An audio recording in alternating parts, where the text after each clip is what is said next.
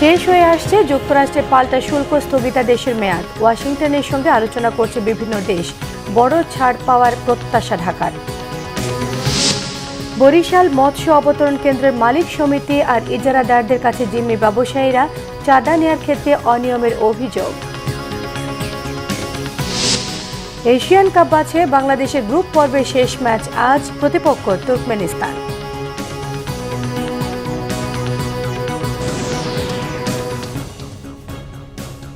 দেখছিলেন crown cement সংবাদ শিরোনাম। এবারে বিস্তারিত।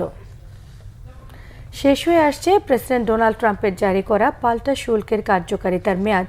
নয়া শুল্ক যাতে কার্যকর না হয় সেজন্য যুক্তরাষ্ট্রের সঙ্গে আলোচনা করে যাচ্ছে বাংলাদেশ সহ বিভিন্ন দেশ।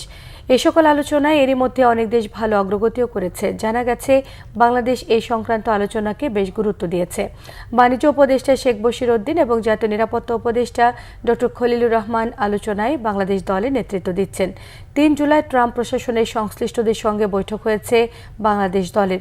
পরবর্তী বৈঠক হতে পারে ৯ জুলাই। বাণিজ্য উপদেষ্টা শেখ বশির গণমাধ্যমকে জানান, যুক্তরাষ্ট্রের সঙ্গে আলোচনা নিয়ে তারা আশাবাদী। তারা আশা করছেন যুক্তরাষ্ট্রের নয়া শুল্ক নীতি থেকে ভালো ছাড় পাবে বাংলাদেশ। তিনি জানান, বাংলাদেশও যুক্তরাষ্ট্রকে যত দূর সম্ভব শুল্ক ছাড় দেবে। বাংলাদেশ যুক্তরাষ্ট্রে পণ্য রপ্তানি করে গড়ে 15% শুল্ক দিয়ে। গত ৩ এপ্রিল প্রেসিডেন্ট ট্রাম্প শুল্ক অবিশ্বাস্যভাবে বাড়িয়ে দেন। বাড়তি 37% শুল্ক আরোপ করা হয়। এতে মোট রপ্তানি শুল্কের পরিমাণ দাঁড়ায় 52%। বিশ্বের আরও বহু দেশের রপ্তানিতে এমন শুল্ক আরোপ করা হয়, এতে সারা বিশ্বে বাণিজ্য এবং অর্থনীতিতে টালমাটাল পরিস্থিতির সৃষ্টি হয়। ব্যাপক সমালোচনার মুখে ৯ এপ্রিল নয়া শুল্ক নীতি 3 মাসের জন্য স্থগিত করেন ডোনাল্ড ট্রাম্প।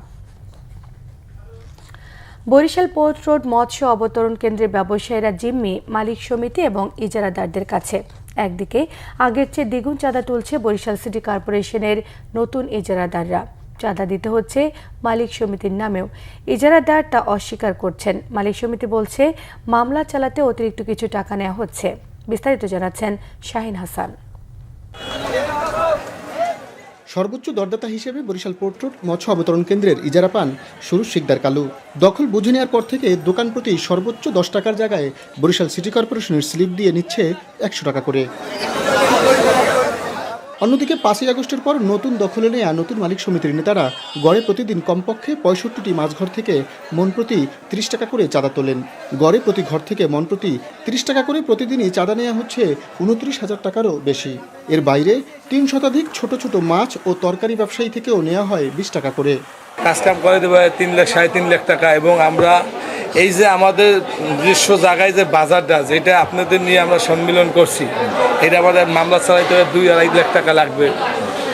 এই দুইটা কাজের জন্য আমরা আমাদের সংগঠনের মুরব্বীরা বসিয়া তারা এটা 20 টাকা বাড়াইয়া এই খরচাটা আমাদের চালানোর জন্য 30 টাকা। আমরা প্রতিদিন 100 করে দিই। দেখলো এই যে যারা ডাকানছে গাড়ের তাদের জন্য দিই 20 টাকা 30 টাকা, তারপর 50, এখন না 100 করে। মালিক সমিতি দেওয়া লাগে মন প্রতি 30 টাকা। অতিরিক্ত চাঁদা তোলার ঘটনা জানেন না দাবি ইজারাদারের। মালিক সমিতির অজুহাত, অতিরিক্ত টাকা নিতে হচ্ছে মামলার খরচ সহ কিছু কারণে। আমি একটা 4-5 দিন যাবত নাই বেড়াইতে আসছি, আমি জানি না বলতে পারবো। আমি সঠিক জানতেছি না ওরা কি করতেছে না করতে। জানিয়ে নিচ্ছ বোনের বিয়ে নিয়ে দৌড়ে দিতে ঝামেলা পারবে। অনিয়ম পেলে ব্যবস্থা নেওয়া হবে বলে জানিয়েছে শ্রম অধিদপ্তর ও বরিশাল সিটি কর্পোরেশনের প্রধান নির্বাহী কর্মকর্তা। এই গঠনতন্ত্র বিরোধী বা আইন বিধিমালার বিরোধী কাজ করে, তাহলে এরকম যদি কোনো অভিযোগ আমরা পাই তাহলে আমরা সেটা তদন্ত করব। তারপরে যদি তদন্তে দেখি যে এটা কোথাও ত্রুটি আছে বা সমস্যা আছে, সেক্ষেত্রে আমরা এটা তাদের বিরুদ্ধে ব্যবস্থা নেওয়ার জন্য শ্রম আদালত থেকে মামলা দায়ের করতে পারবো। এবং এটা মালিকানা মানে এই প্রতিষ্ঠান, মানে এই কোনো ব্যক্তি না আর কি। এই এরকম যদি প্রতিষ্ঠান তার নিজস্বভাবে তার মালিকানাটা আমি যতটুকু জানতে পারলাম এখন পর্যন্ত। তারপরে যেহেতু কোর্টে মামলা চলমান, বিস্তারিত আর না বলি আর কি, কারণ কোর্টের মামলার পরে এখান থেকে যে সিদ্ধান্ত আসবে কোর্টের আদেশের প্রেক্ষিতে আমরা পরবর্তী কার্যক্রম গ্রহণ করবো। ইজারাদার ও মালিক সমিতির এই চাঁদাবাজি থেকে রক্ষা চান বরিশাল পোর্ট রোড মৎস্য অবতরণ কেন্দ্রের ব্যবসায়ীরা। শাহিন হাসান, বাংলা ভিশন, বরিশাল। পাকিস্তানের করাচিতে একটি 6তলা আবাসিক ভবন ধসে 15 জন নিহত, আহত 12 জন। 25 থেকে 30 জন এখনো ধ্বংসস্তূপের নিচে চাপা পড়ে আছেন। এ ঘটনায় ভবনের বাসিন্দারাই দায়ী দাবি করেছে কর্তৃপক্ষ। উদ্ধার অভিযান এখনো চলছে বলে জানায় আইন শৃঙ্খলা রক্ষাকারী বাহিনী। নিহতদের মধ্যে 4 জন পুরুষ, 4 জন মহিলা, 1 জন শিশু। প্রত্যক্ষদর্শী জানায় স্থানীয় সময় শুক্রবার ভোর 6টা থেকে কিছুক্ষণ পরপরই ভবনটিতে কম্পন অনুভূত হতে থাকে। এরপর সকাল 10টা নাগাদ হঠাৎ ভবনটি ধসে যায়। এ ঘটনায় ভবনটির বাসিন্দাদের দোষারোপ করেছেন করাচি কমিশনার হাসান নাকভি। তিনি জানান ভবনটি বসবাসের অনুপযুক্ত এবং বিপজ্জনক হয়ে উঠেছিল। তবে বারবার নোটিশ দেওয়ার পরও ভবনটি ছাড়তে রাজি হয়নি অধিবাসীরা। তিনি আরও জানান, ওই পরিত্যক্ত ভবনগুলোতে বসবাসকারীরা তাদের জীবনের গুরুতর ঝুঁকি নিয়ে বাস করছেন। তবে প্রশাসন তাদের জোর করে সরিয়ে দিতে না পারায় এই দুর্ঘটনা ঘটল। ফুটবল এশিয়ান কাপ বাছে আজ গ্রুপ পর্বের শেষ ম্যাচ বাংলাদেশের। প্রতিপক্ষ তুর্কমেনিস্তান। ম্যাচটি জিতে সি গ্রুপে অপরাজিত চ্যাম্পিয়ন হওয়ার লক্ষ্য আগেই এশিয়ান কাপ নিশ্চিত করা লাল সবুজের মেয়েদের। ইয়াঙ্গুনে থুরনা স্টেডিয়ামে সন্ধ্যে 6:30টায় শুরু হবে এই ম্যাচটি। রিপোর্ট করছেন মানিক মাহমুদ। বাছাই পর্বে স্বাগতিক মিয়ানমারের বিপক্ষে ম্যাচের আগেও আফ্রিদাদের গণ্ডি সীমাবদ্ধ ছিল দক্ষিণ এশিয়ার মধ্যেই। দুবারের সাফ চ্যাম্পিয়ন বাংলাদেশ মিয়ানমারকে দাপটের সাথে হারানোয় বেঙ্গল টাইগার্সদের পরিচিতি। তারা এখন এশিয়ার সর্বোচ্চ পর্যায়ের দল। বাংলাদেশের নারী ফুটবলে ইতিহাস গড়েছে আফ্রিদা ঋতুপর্ণারা। প্রথমবার খেলবে নারী এশিয়ান কাপ ফুটবলে। অর্জনটা অনেক বড়। আনন্দের উচ্ছলতা লাল সবুজের মেয়েদের মাঝে। সি গ্রুপে বাহরাইন ও মিয়ানমারকে হারিয়ে আত্মবিশ্বাসটাও দৃঢ় হয়েছে কোচ পিটার বাটলারের শিষ্যদের। নিশ্চিত হয়েছে গ্রুপ শেয়ারের অবস্থান। তবে আনন্দের আতিশয্যে ভেসে যাওয়া নয়, বরং পেশাদারিত্বের পরিণত বোধ তহুরা শামসুন্নাহারদের। অপেক্ষাকৃত দুর্বল তুর্কমেনিস্তানের বিপক্ষে বাছাই পর্বের শেষ ম্যাচটাও গুরুত্বপূর্ণ তাদের কাছে। আনন্দটা এটা বলে বোঝানোর মতো না, এত আনন্দ। আমরা গর্ব করতেছি যে দেশের মানুষ আমাদেরকে এত সাপোর্ট করছে, এটার জন্য তো খুবই ভালো লাগতেছে। দলের পরিস্থিতি খুবই ভালো, সবাই ফুরফুরে মেজাজে। আমরা ভালোই আজকে ট্রেনিং করলাম।